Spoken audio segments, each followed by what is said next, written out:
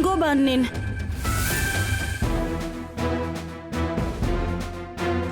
Yindaba ningilethelana. Ngifuna ukuya ekhaya.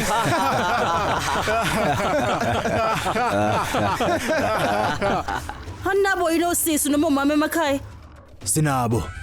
Sinomama nosisi thina. Eqinisweni abafani nje nawe. Umuntu ongavela asuka abaleka umshado wakhe. Yangizwisisa? Ufike kahle kakhulu ngesikhathi esifanelekile. Uyabona siyasibusisa lana. Ukufika kwakho la uzokwenza umcimbi wethu ube ngcono kakhulu. Injalo madoda. Kanjani?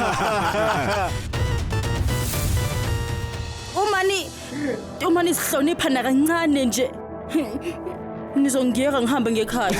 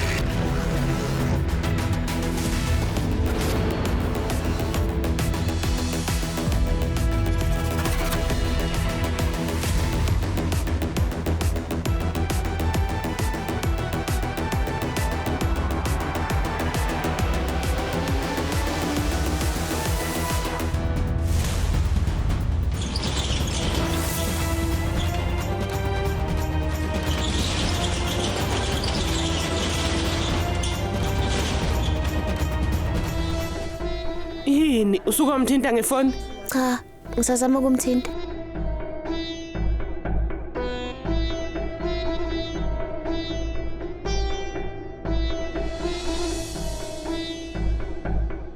Umulela ngasadlale ngobaba aphinda abaleke ubaba ngeke aphinda amthole.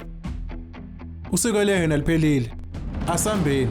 Ungakhulumi kanjalo Viraj. Ngobani ngamele ngisho njalo? Ngitshene. Kodwa goga sikuthani lokho kwenzeke namuhla. Siphatheke kabi.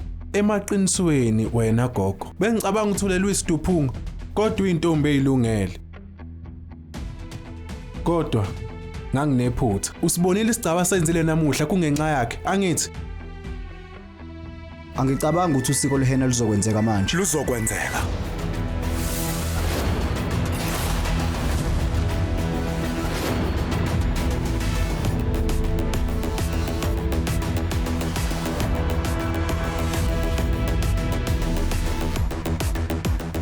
Usiko lehena lizokwenzeka.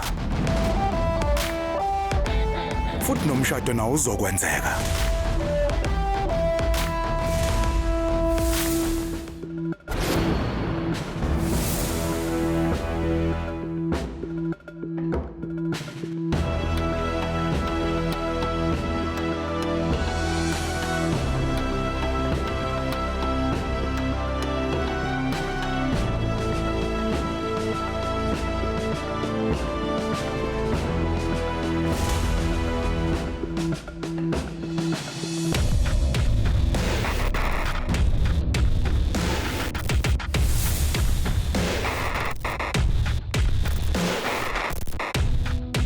Ngike ngacabanga ukuthi lentombazane mingatholakali ukuthi uAJ uzocabanga ngawo uma kumele ashade kodwa silahlile lelo thuba futhi.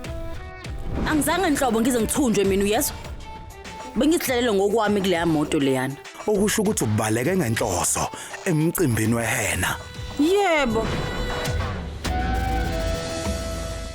uzobuya kanjani? Ungaphuthelwa ukuzibophezela ngo7 ntambama njalo ngomsombuluko kuya kuLesihlanu on yours truly zizonke sisonke DStv channel 169.